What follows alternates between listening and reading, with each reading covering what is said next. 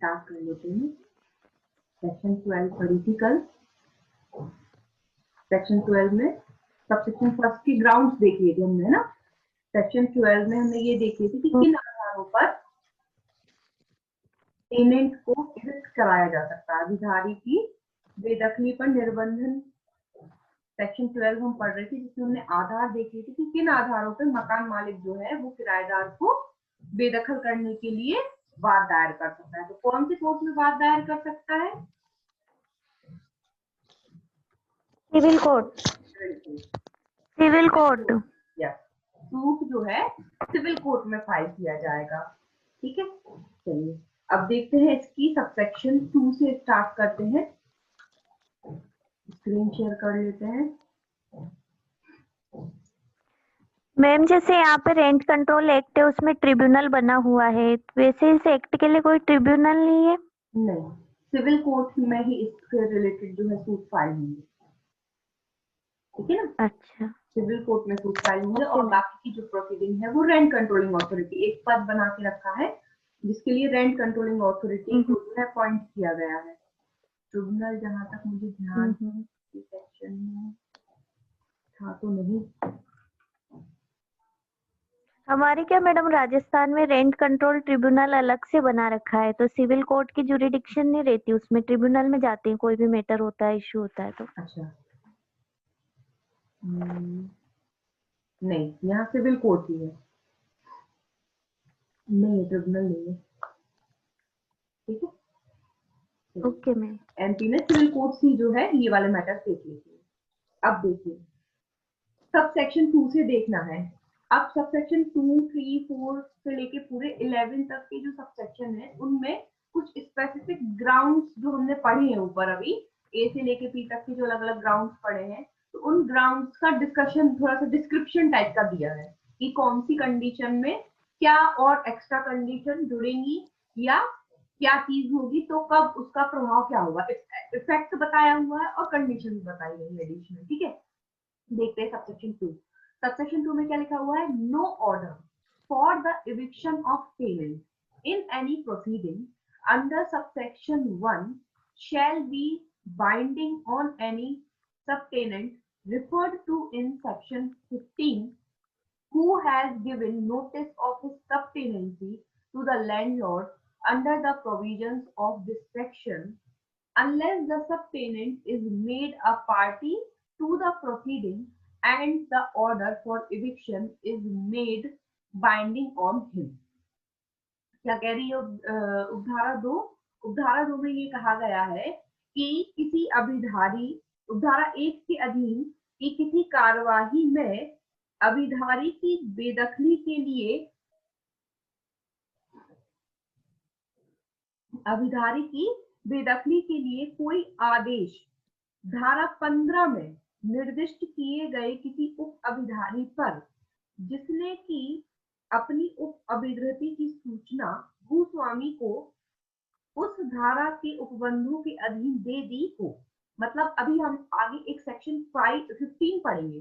Section 15 में जो provisions दिए हैं वो सब टेनेंट से रिलेटेड दिए हुए हैं। वहां पर कोई सब टेनेंट है तो सब टेनेंट को क्या करना होता है? सेक्शन 15 के अंतर्गत लैंडलॉर्ड को नोटिस देना होता है इस बारे में कि मैंने जो है इस मकान को उप अभिधृति पर ले लिया है, तो उसको इस बात की सूचना देनी होती है लैंडलॉर्ड को।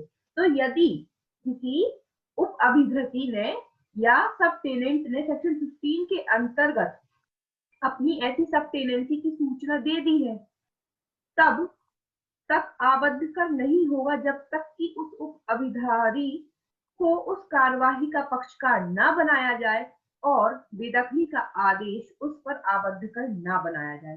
तो ऐसा जो सब टेनेंट है, तो ये कह रहे हैं कि हमने जो अभी प्रीवियस अपनी सबसेक्शन 1 में जितने भी ग्राउंड्स पढ़े हैं, ए से लेके पी तक के जितने भी ग्राउंड्स पढ़े हैं कि इन आधारों पर जो है किराएदार से निकाला जा सकता है, जो ये उप किराएदार है जो एक पोर्शन में रह रहा है, तो क्या उसके खिलाफ भी होगा? तो इन्होंने कहा कि नहीं, बिल्कुल नहीं। किराएदार की बेदखली की बात कर रहे हैं तो उप किराएदार पे इसके प्रावधान लागू नहीं होंगे। कब? यदि उस उप किराएदार ने सेक्शन 15 के अकॉर्डिंग मकान मालिक को सूचना दे दी थी अपनी उप अभिधृति की, है ना, तो वो लीगली रह रहा है। तो इस उप अभिधर्ती या इस उप किराएदार के खिलाफ कोई भी ऐसा आदेश जो मेन किराएदार के अगेंस्ट पारित हुआ है, उसको बेदखल करने का, उसको इविक्ट करने का, वो इस पे लागू नहीं होगा। कब तक लागू नहीं होगा?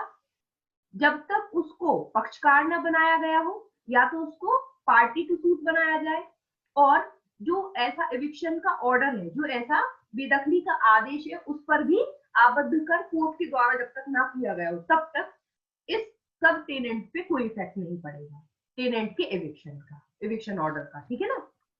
किराएदार के बेदखली के आदेश का कोई भी प्रभाव उप किराएदार पर नहीं पड़ेगा, जब तक कि उसको पार्टी न बनाया जाए, जब तक कि उस पर ऐसा बेदखल का आदेश आबद्ध करना हो। प्लस सेक्शन 15 के अंदर अगर उसने नोटिस दे दी थी सबने बिल्कुल उसको, किसको? मकान मालिक को। तो ठीक, ये 3 कंडीशन है, तो उप किराएदार पर कोई भी इफेक्ट नहीं पड़ेगा। ठीक, अब है सबसेक्शन 3। समझ में आ गई है सबसेक्शन 2? हाँ मैम आ गई। सबसेक्शन 3 में देखिए, किसी अविधारी की बेदखली के लिए कोई आदेश उपधारा 1 के खंड का में विनिर्दिष्ट किए गए आधार पर नहीं किया जाएगा यदि वह अभिधारी धारा 13 द्वारा अपेक्षित किए गए अनुसार संदाय या निक्षेप कर देता है। अब क्या कह रहे हैं ये कह रहे हैं कि no order for eviction of a tenant shall be made on the ground specified in clause A of subsection 1 if the tenant makes payment or deposit as required by section 13। जो हमने सबसे पहला ग्राउंड पढ़ा था का वाला, ए वाला ground क्या था? किस आधार पर बेदखल किया जा रहा था? नॉन पेमेंट का नोटिस नहीं, non payment of arrears of rent. उसने जो बकाया किराया है वो नहीं दिया है, इसलिए मेन पॉइंट ये होगा, है ना? नोटिस तो वो फिर भिजवाएंगे, है ना? मतलब बकाया राशि जो है किराए की वो नहीं दी है उसने, इस आधार पर उसको बेदखल किया जा रहा है। तो वो कह रहे हैं कि ऐसा कोई भी आदेश सबसेक्शन सब क्लॉज ए के अंदर पारित नहीं किया जाएगा यदि किराएदार क्या कर देता है? पेमेंट कर देता है या डिपॉजिट कर देता है अकॉर्डिंग टू सेक्शन 13। सेक्शन 13 में यही बताया गया है। सेक्शन 13 में कंडीशन बताई गई है कि कब जो है किराएदार को बेदखल नहीं किया जाएगा। तो उसमें हम जब डिटेल में पढ़ेंगे तो बहुत सारे कंडीशंस है, तो उसमें से यही है कि अगर उसने पेमेंट कर दिया है, डिपॉजिट कर दिया है, तो फिर कोई भी ऑर्डर जो है उसके खिलाफ पारित नहीं होगा। लेकिन ये बेनिफिट उसको सिर्फ एक बार मिलेगा। धारा 13 का लाभ उसको एक बार ही मिलता है। Provided that no tenant shall be entitled to the benefit under this subsection if having obtained such benefit once in respect of any accommodation he again makes a default in the payment of rent of that accommodation for 3 consecutive months। एक बार धारा 13 का उसको लाभ मिल गया और धारा 13 का लाभ मिला तो वो बच गया कि भैया ठीक है इन्होंने पेमेंट कर दिया है, तो अब इनको क्या करना है? इनके खिलाफ एविक्शन का ऑर्डर नहीं निकालना है। No order for the eviction of a tenant shall be made, नहीं बनाओ। लेकिन ये आपको जो बेनिफिट है वो एक बार ही मिलेगा। धारा 13 के बाद बेनिफिट मिलने के बाद फिर उसने वही प्रोसेस शुरू किया, फिर किराएदार ने क्या किया? फिर किराया रोक लिया, फिर नहीं दे रहा है। कितने टाइम तक? कॉन्सिक्यूटिव 3 मंथ्स, मतलब एक के बाद एक कंटिन्यूस उसने 3 मंथ तक का किराया फिर नहीं दिया। तो अब की बार उसके खिलाफ आदेश हो ही जाएगा। अब उसको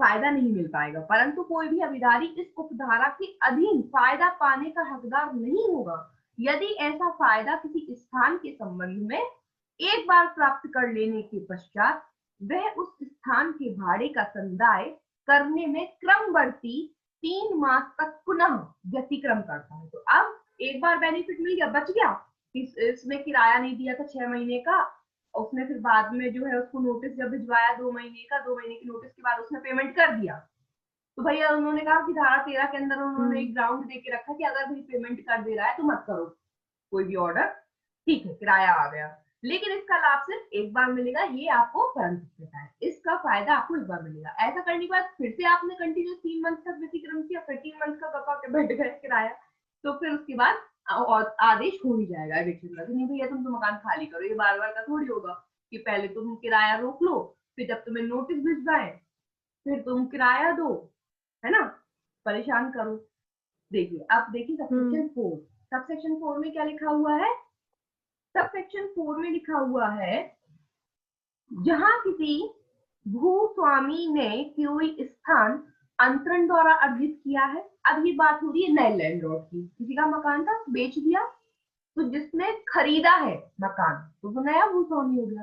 तो जहां किसी भूस्वामी ने कोई स्थान अंतरण द्वारा अर्जित किया है ना, बाय ट्रांसफर उसने ले लिया है, वहां उपधारा 1 के खंड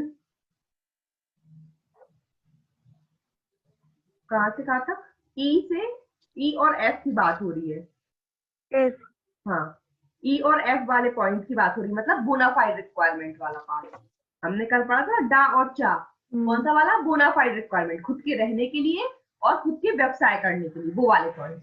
तो जहां पे अंतरण द्वारा भूमि रेजिडेंशियल पर्पस, हाँ रेसिडेंशियल और नॉन रेसिडेंशियल पर्पस के लिए, जहां पर भूमि स्वामी ने कोई स्थान अंतरण द्वारा लिया है और फिर उसे ई और एफ में निर्दिष्ट आधार पर अभिधारी की बेदखली के लिए कोई भी वाद लाना है, तो वो उपधारा 1 के अधीन तब तक चलाने योग्य नहीं होगा जब तक कि ऐसे अर्जन की तारीख से 1 वर्ष की कालावधि बीत ना जाए। ठीक है, तो जब तक 1 साल नहीं, जिस तारीख को आपने बाय ट्रांसफर वो प्रॉपर्टी ली है, तो उस ट्रांसफर की प्रॉपर्टी आपने जब अर्जित की है, अर्जित होने की तारीख से 1 साल जब तक नहीं निकल जाएगा तब तक आप खाली नहीं करवा सकते। Where a landlord has acquired any accommodation by transfer, no suit for eviction of a tenant shall be maintainable under subsection 1 on the ground specified in clause E and F thereof unless a period of 1 year has elapsed from the date of acquisition। जिस तारीख को आपने अर्जित किया है मकान, अगर अंतरण द्वारा किया है तो सिर्फ ये अंतरण की प्रोसेस है। अंतरण के तहत आपने यदि कोई पोजीशन लिया है, एक्विजिशन किया है मकान का, तो एक्विजिशन की तारीख से 1 साल तक आप खाली नहीं करवा सकते ई और एफ के आधार पे। सिर्फ बोनाफाइड रिक्वायरमेंट की बात की अभी इसमें, ठीक है। इससे रिलेटेड एक केस है हरि सिंह वर्सेस मदन लाल, लिख लीजिए लिखना हो तो, हरि सिंह वर्सेस मदन लाल 1979, हरि सिंह वर्सेस मदन लाल 1979। अब सेक्शन, अब सेक्शन 5 इसी की 12 की, सेक्शन 5 में क्या लिखा हुआ है, जहां किसी अभिधारी की बेदखली के लिए कोई आदेश उपधारा 1 के खंड डा में विनिर्दिष्ट आधार पर किया जाए, वहां भूस्वामी उसका कब्जा उस आदेश की तारीख से 2 मास की कालावधि का अवसान होने के पूर्व पाने का हकदार नहीं होगा। मतलब क्या कह रहे हैं ये कह रहे हैं कि where an order for the eviction of a tenant is made on the ground specified in clause E of subsection 1, the landlord shall not be entitled to obtain possession thereof before the expiration of a period of 2 months from the date of the order। तो जहां आपने ई वाले clause के अंदर मकान खाली करवाया है, मतलब रेसिडेंशियल पर्पस, खुद के रहने के लिए मकान खाली करवाया, जहां बोनाफाइड रिक्वायरमेंट किस चीज की है, ई वाले क्लॉज में खुद के रहने के लिए, और बेदखली का आदेश आ जाता है, तो पोजेशन कब लेंगे आप, ये बताया है। तो आदेश आने की तारीख से तो 2 मंथ दिए जाएंगे किराएदार को, ऐसा नहीं कि आज आदेश आ गया कल तुम उसके दरवाजे पे खड़े हो जाओ कि चलो आदेश आ गया बाहर निकलो, ऐसा नहीं हुआ। सामने वाले को 2 मंथ तो दोगे कि वो दूसरा किराए का घर ढूंढ ले, जाके शिफ्ट कर ले। तो आदेश आने की तारीख से 2 मंथ के बाद ही पोजेशन लिया जाएगा, 2 मंथ के पहले पोजेशन नहीं ले सकते। Before the expiration of period of 2 month, 2 month के पहले क्या नहीं कर सकते, पोजेशन नहीं ले सकते आप आदेश आने की तारीख से, ठीक है। अब सबसे इंपॉर्टेंट क्लॉज इज क्लॉज 6, व्यापारिक मामलों में क्या होगा भाई व्यापारिक मामलों में बहुत बड़ी इफेक्ट होती है। किसी ने कोई दुकान किराए पर ली है और जो किराएदार है वो आपके यहाँ कई सालों से मतलब जो उस दुकान में अपनी दुकानदारी कर रहा है, बिजनेस जमी जमाई बिजनेस होती है, जगह का बहुत इफेक्ट पड़ता है। अगर किसी दुकानदार से तुम कहोगे कि यार ये खाली कर दो, अब सोचो उसकी दुकान तो वहां पे जमी है, वो नई जगह जाएगा, नई जगह कैसे जमेगा, वो उसको तो कितना लॉस होगा, तो ये उसके लिए है। कि जब ऐसी कंडीशन है तो भैया फिर लॉस पेमेंट करना पड़ेगा। तो where an order for the eviction of a tenant is made on the ground specified in clause F of subsection 1, the landlord shall not be entitled to obtain possession thereof. इसमें conditions बताइए कि उपधारा 1 के खंड 4 में विनिर्दिष्ट आधार पर जहां पे भूस्वामी से भूस्वामी के अगेंस्ट बेदखली का आदेश पारित हो गया है तो भूस्वामी उसका कब्जा, ठीक है, कैसे कैसे ले सकेगा, मतलब आदेश तो हो गया है, अब कब्जा लेने की बारी है, तो कब्जा कैसे लेगा? तो पहला तो वही सेम पॉइंट है, एफ मतलब नॉन रेसिडेंशियल पर्पस के लिए, मतलब दुकान वगैरह की बात हो रही है। Before the expiration of a period of 2 months from the date of the order, तो 2 महीने का समय तो भैया इनको भी देना है आपको। ऑर्डर आने की तारीख से 2 मंथ के बाद ही आप पोजेशन ले सकते हैं, 2 मंथ के पहले आप पोजेशन नहीं ले सकते। सेकंड वाली कंडीशन ये कहा कि अगर ऐसा एकोमोडेशन इन सिटीज में है, अगर एमपी में है, एमपी की बात करें क्योंकि आपको पहले ही मैंने पहली क्लास में बताया था कि ये जो एक्ट है ये एमपी और छत्तीसगढ़ दोनों पे लागू होता है ना, ये जो एक्ट के प्रोविजन हमने पूरे पढ़े हैं ये एमपी और छत्तीसगढ़ दोनों पे लागू होता है। अगर एमपी में है तो एमपी की ग्वालियर जिसके अंतर्गत आपका लश्कर और मुरार आएगा, इंदौर, उज्जैन, रतलाम, भोपाल, जबलपुर, अगर इन सिटीज में है वो दुकान, ठीक है। और अगर छत्तीसगढ़ में है तो रायपुर और दुर्ग, छत्तीसगढ़ की सिटीज है तो रायपुर और दुर्ग, बाकी इलाकों पे लागू नहीं हो रहा है क्लॉज, ध्यान रखिएगा। अगर कोई छोटी जगह है, अब यहाँ पे जितने नाम दिए हैं एमपी की है, आप सपोज करिए एमपी में टीकमगढ़ है, सीहोरा है और भी सिरोंज है, बहुत जगह है, वहां पे ये क्लॉज एप्लीकेबल नहीं हो रहा है। अगर ये एफ क्लॉज के अंतर्गत किसी से मकान खाली करवाने का ऑर्डर आ गया है और उसका पोजेशन लेना है और ऐसा एकोमोडेशन कैसी सिटी में है, ग्वालियर एमपी में है तो ग्वालियर, इंदौर, उज्जैन, रतलाम, भोपाल, जबलपुर में है, और छत्तीसगढ़ में है तो रायपुर और दुर्ग में है, और such other town or cities specified by the state government by a notification in that behalf, या फिर concerned state government अगर by notification समय समय पर बता दे और भी कोई सिटी का नाम जोड़ दे, तो उन सिटीज में कब तक पोजेशन नहीं लिया जाएगा? unless the landlord pays to the tenant such amount by way of compensation as may be equal to, जब तक कि भूस्वामी अभिधारी को प्रतिकर के रूप में ऐसी रकम का संदाय ना कर दे जो, अगर इन सिटीज में है तो फिर भूमि स्वामी पोजेशन तभी ले पाएगा जब वो किराएदार को प्रतिकर के रूप में कितने रुपए का संदाय ना कर दे। पहला पॉइंट है double the amount of the annual standard rent of the accommodation in the following cases।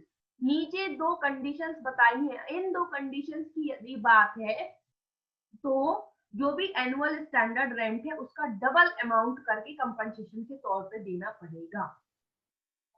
निम्नलिखित दशाओं में उस स्थान के वार्षिक मानक भाड़े की रकम से 2 गुने के बराबर हो, अर्थात तो भूमि स्वामी को प्रतिकर के रूप में कैसी रकम का संदाय करना है?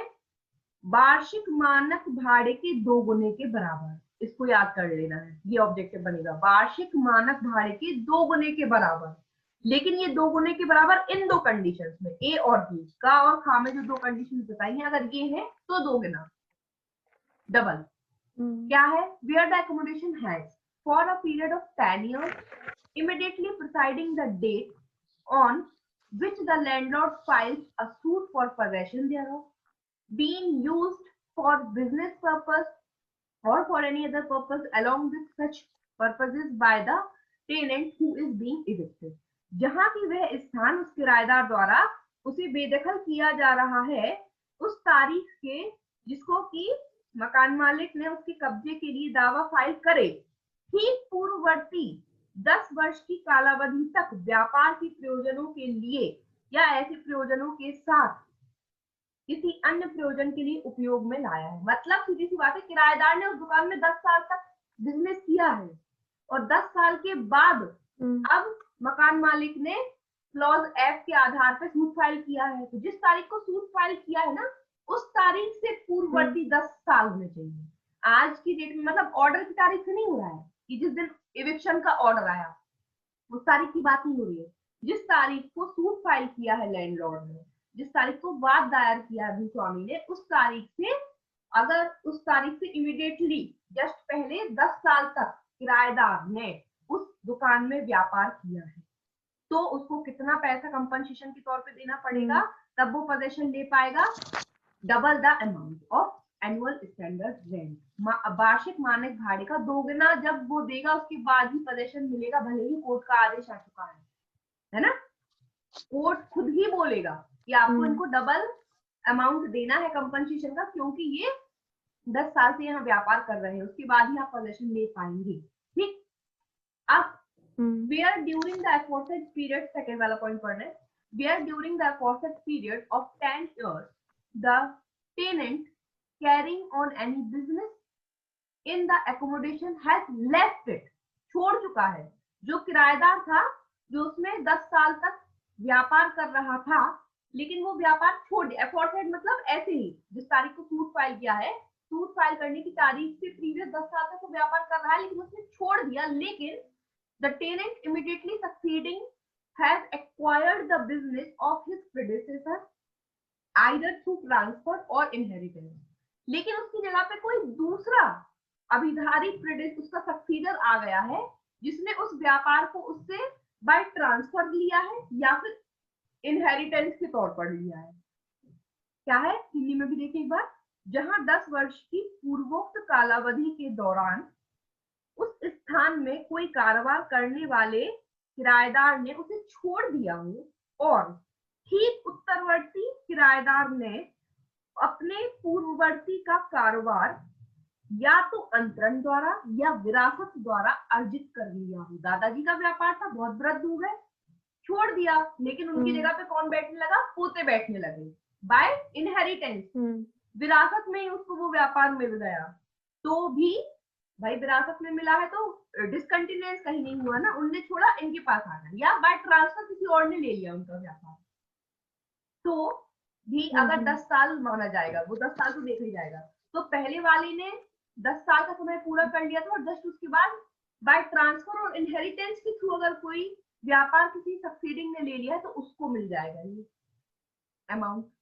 तो कंपनसेशन के तौर पे double the amount of the annual standard rent पे करना पड़ेगा, उसके बाद ही पोजीशन ले पाएंगे। तो इन दो कंडीशंस में 10 साल का टाइम पीरियड याद रखना, दोनों में 10 साल तक व्यापार किया है, 10 साल तक व्यापार करने के बाद छोड़ दिया, लेकिन उसकी जगह पे कोई और सक्सीडिंग टेनेंट आ गया उसका, है ना, उत्तरवर्ती आ गया उसका, जिसने वो व्यापार ट्रांसफर और इनहेरिटेंस द्वारा लिया है, तो फिर कंपनसेशन के तौर पे double of the amount of the annual standard rent देना पड़ेगा, उसके बाद ही पोजीशन दिया जाएगा।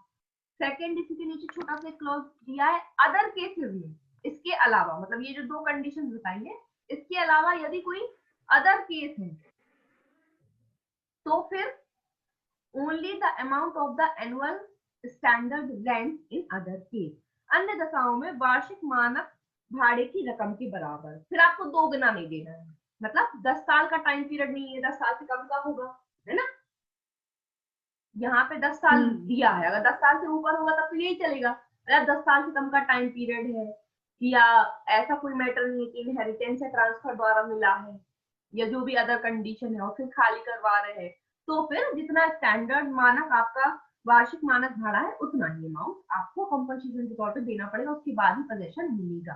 ठीक, याद रखिएगा। अब देखिए सबसेक्शन 7। सबसेक्शन 7 में बात ये मैम इसका क्वेश्चन भी आया था, इसका, हाँ तो क्वेश्चन ये क्वेश्चन आया था मैडम, ये सेक्शन कि कब टेनेंट जो है कंपनसेशन, हाँ बताइए, ये आया था कि 12F के तहत कब टेनेंट कंपनसेशन पाने का हकदार नहीं होगा, तो उसमें ऑप्शन दे रखा था कि उसने अपने वयस्क पुत्र को दिया हो कारोबार करने के लिए, या फिर अविवाहित पुत्री को दिया हो, ऐसा था, और एक कुछ अलग सा था उसमें, वो करेक्ट था। हाँ, तो अवयस्क पुत्र और अविवाहित पुत्री तो वो 22 वाले उसमें आ गए, इनहेरिटेंस वाले में आ जाएंगे, तो इसलिए वो आंसर नहीं होगा, इनहेरिटेंस वाले में आ जाएंगे तब तो कंपनसेशन मिलेगा, है ना, क्वेश्चन था कब नहीं मिलेगा, है ना। ठीक है, चलिए सबसेक्शन 7 देखते हैं। सबसेक्शन 7 अब बात करें क्लॉज एच की। EFGH 4 पॉइंट पढ़े थे हमने वास्तविक आवश्यकता के आधार वाले, ना, बोनाफाइड रिक्वायरमेंट वाले। EFGH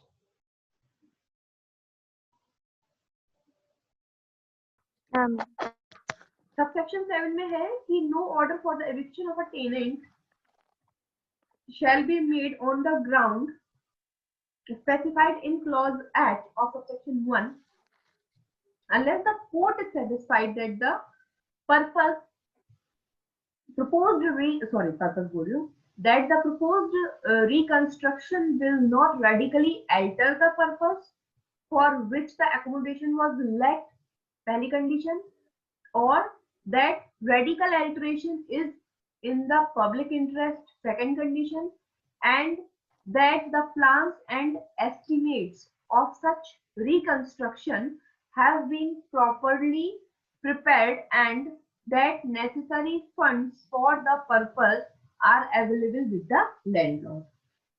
क्या कहा गया है इस क्लॉज में? क्लॉज 7 में, क्लॉज 7 में ये कह रहे हैं कि किसी अभिधारी की बेदखली के लिए कोई आदेश उपधारा 1 के खंड जा में विनिर्दिष्ट किए गए आधार पर तब तक नहीं दिया जाएगा जब तक कि न्यायालय का यह समाधान ना हो जाए कि प्रस्तावित पुनर्निर्माण से, जो आपका ये वाला क्लॉज था एच वाला, एडिशन और ये बात अल्टरेशन करें, ये वो वाला था रीबिल्डिंग कराने के लिए, फिर से पुनर्निर्माण करवाना है ना, वो वाला। तो ये कह रहे हैं कि पुनर्निर्माण के लिए, मतलब इस आधार पर बेदखल के लिए आदेश तब तक नहीं देगा न्यायालय जब तक न्यायालय को ये सेटिस्फेक्शन नहीं हो जाए, न्यायालय का ये समाधान नहीं हो जाए कि जो पुनर्निर्माण है, पुनर्निर्माण से उस प्रयोजन में जिसके के लिए वह स्थान भाड़े पर दिया गया था आमूल परिवर्तन नहीं होगा। मतलब आप ऐसा कोई कंस्ट्रक्शन नहीं करवा दो जिससे न्यायालय को ये लगे कि आपका जो कंस्ट्रक्शन है, आप जो पुनर्निर्माण करवा रहे हो, उससे जिस पर्पस से वो स्थान भाड़े पर दिया जाता था उसका पर्पस ही चेंज हो जाएगा, उसमें ही परिवर्तन हो जाएगा, आमूल परिवर्तन हो जाएगा। अगर न्यायालय को ऐसा लगता है तो फिर वो खाली करने का आदेश, बेदखल करने का आदेश नहीं देगा। अगर उसका ये समाधान कर देगा मकान मालिक, नहीं सर, हम सिर्फ जो है पुनर्निर्माण करवा रहे हैं, एक्स्ट्रा कंस्ट्रक्शन करवा रहे हैं उस पे, और ऐसा कंस्ट्रक्शन से ऐसा कोई चेंज नहीं होगा कि किराए पर देने का पर्पस चेंज हो जाएगा, तो ही आदेश देंगे। या सेकंड कंडीशन यह है कि आमूल परिवर्तन लोकहित में है, या फिर वो ये बोले कि सर वो मैं इसलिए करवा रहा हूँ कंस्ट्रक्शन कि वो लोकहित में, अगर मैंने ऐसा कंस्ट्रक्शन नहीं करवाया तो हो सकता है सर इसका छज्जा कभी भी गिर जाएगा, दुकान वाली स्थिति है, लोग बाग आते हैं, अगर मैंने कंस्ट्रक्शन नहीं करवाया तो जान माल की हानि हो सकती है, इसलिए करवाना जरूरी है, लोकहित में है, ऐसा कुछ बताए तो फिर हाँ बोल देगा। और यह कि ऐसे पुनर्निर्माण के रेखांक तथा प्राक्कलन उचित रूप में तैयार किए गए हैं कि भैया जो एस्टिमेट है, जो प्लान वगैरह है मकान का, वो बिल्कुल प्रॉपर्ली तैयार किया गया है, और यह कि इस प्रयोजन के लिए आवश्यक निधियां भूस्वामी के पास उपलब्ध है। और यह भी देखेगा न्यायालय कि भैया तुम रिकंस्ट्रक्शन करवाना तो चाहते हो पुनर्निर्माण, लेकिन उसको करवाने के लिए तुम्हारे पास पैसे हैं, ऐसा नहीं तुम अभी बोल दो फिर बाद में गाना गाने लगो कि सर मेरे पास तो पैसे ही नहीं है, तो फिर किराएदार खाली, एक तो बेदखल करवा दिया तुमने और फिर बाद में तुम बोल रहे हो कि सर मेरे पास तो पैसे ही नहीं है, अब मैं कैसे वापस कब्जा दूं किराएदार को, है ना। तो इसलिए इन्होंने कहा है आवश्यक निधियां भूस्वामी के पास उपलब्ध है काम करवाने के लिए। ये भी देखेगा कि ऐसा तो नहीं कि तुम्हें मकान खाली करवाना है इसलिए तुम इस ग्राउंड का आधार बस ले रहे हो, सर मुझे काम लगवाना है इसलिए खाली करवा दीजिए, है ना। तो इस आधार पे तुम खाली करवाने की कोशिश कर रहे हो, है पैसे कोर्ट को सेटिस्फाइड करना होगा, कोर्ट को सेटिस्फाइड करना होगा मकान मालिक को, ये सारी चीजें बता करके कि मेरे कंस्ट्रक्शन से आमूल परिवर्तन नहीं होगा, अगर होगा तो वो लोकहित के लिए है ना, जो परिवर्तन है वो लोकहित के लिए है, वो करवाना जरूरी है, रेखांक और प्राक्कलन उचित रूप से किए गए हैं और आवश्यक निधियां हैं, ठीक। अब उसके बाद है पॉइंट 8। पॉइंट 8 में क्या दिया है, किसी अभिधारी को बेदखल के लिए कोई आदेश धारा 1 के खंड या, अब ये बात कर रहे हैं क्लॉज आई की, या सर्विस और एम्प्लॉयमेंट, नहीं आई की नहीं, ये वाले की, कौन सी वाली, क्लॉज वाला पॉइंट है, हाँ ये वाला पॉइंट है, इंग्लिश में जे। पॉइंट या के निर्दिष्ट किए गए आधार पर नहीं किया जाएगा यदि इस बारे में कि अभिधारी भूस्वामी की सेवा या नियोजन में नहीं रह गया है कोई विवाद किसी ऐसे प्राधिकारी के समक्ष लंबित हो जो कि ऐसे विवाद का विनिश्चय करने के लिए सक्षम हो। अब कह रहे हैं ये कि जो ये वाला पॉइंट था, ये वाले पॉइंट के अंतर्गत हमें इविक्शन ऑर्डर निकलवाना था कि पर्सन जो है जॉब में नहीं रह गया है और इस कारण से उसको मकान मिला था जॉब के कारण, और अब बेदखल करवा रहे कि वो जॉब में नहीं रह गया। तो यदि यही क्वेश्चन के बारे में डिस्प्यूट है कि वो जॉब में है कि नहीं है, if any dispute to whether the tenant has ceased to be in the service or employment of the landlord, अगर अभी यही प्रश्न न्यायालय में विवादित है, डिस्प्यूटेड है कि ये जॉब में है कि नहीं है, अगर यही डिस्प्यूट पेंडिंग है, जब तक पहले ये डिस्प्यूट नहीं हो जाएगा रिजॉल्व, जब तक इविक्शन का आदेश नहीं निकाला जाएगा। अभी वही न्यायालय में केस चल रहा है कि ये नौकरी में है या नहीं, पता चला, क्या पता न्यायालय में क्या आदेश आएगा, हो सकता है न्यायालय बोले कि नहीं इनकी नौकरी अभी है, मानी जाएगी, तो फिर फालतू में पहले से इविक्शन करवा लेंगे। तो यदि जॉब को लेकर के डिस्प्यूट अभी पेंडिंग है, कॉम्पिटेंट अथॉरिटी ने डिसीजन नहीं दिया है फाइनल, तो फिर इस आधार पे इविक्शन का आदेश नहीं देगा को। ठीक, अब 9 वाला सुनो।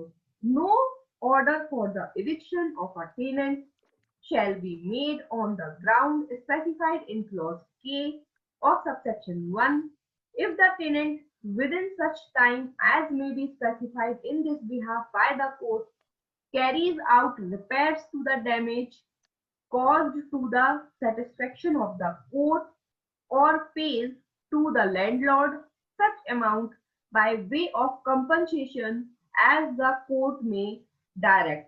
क्लॉज ये था सब्सटेंशियल डैमेज, सारवान नुकसान वाला पॉइंट, कि अभिधारी ने क्या करा है, मकान में सारवान नुकसान पहुंचा दिया है। तो ये कहा गया है कि इस आधार पे, सारवान नुकसान वाले आधार पे इविक्शन का ऑर्डर, बेदखली का आदेश जब तक नहीं निकालेंगे यदि अभिधारी ने पहुंचाए गए नुकसान की मरम्मत ऐसे समय के भीतर जैसा कि न्यायालय द्वारा इस संबंध में विनिर्दिष्ट किया जाए करवा दी है। मतलब कोर्ट में केस फाइल किया होगा तो कोर्ट ने कहा होगा कि जो नुकसान आपने करवाया है आप उसकी मरम्मत कराओ इतने समय के अंदर, तो उतने समय के अंदर यदि मरम्मत करा दी तो फिर उसको बेदखली का आदेश नहीं देगी कोर्ट, न्यायालय के समाधान योग्य रूप में कर देता है। क्या भूस्वामी को प्रतिकर के रूप में ऐसी रकम का संदाय कर देता है जैसा कि न्यायालय ने निर्देशित किया है। अगर न्यायालय ने कहा है कि ठीक है आप कंपनसेशन पे कर दो, आपने जितना डैमेज किया है तो आपको बेदखल नहीं किया जाएगा, तो यदि वो कंपनसेशन दे देता है, प्रतिकर दे देता है, तो नहीं निकाला जाएगा उसको, ठीक है ना, डैमेज वाले पॉइंट में। फिर उसके बाद एक में पढ़ा था हमने, के में पढ़ा था सारवान नुकसान और एन में पढ़ा था मटेरियली एल्टर्ड, है ना, दो चीजें पढ़ी थी हमने। के में क्या पढ़ा था हमने, सारवान, तो ये सारवान नुकसान वाला हो गया। अब उसके बाद वाला आ रहा है तात्विक परिवर्तन वाला, कि उसने ऐसा कोई कंस्ट्रक्शन करवा दिया था जिससे तात्विक परिवर्तन हो गया, तो 10 वाले में वही दिया है।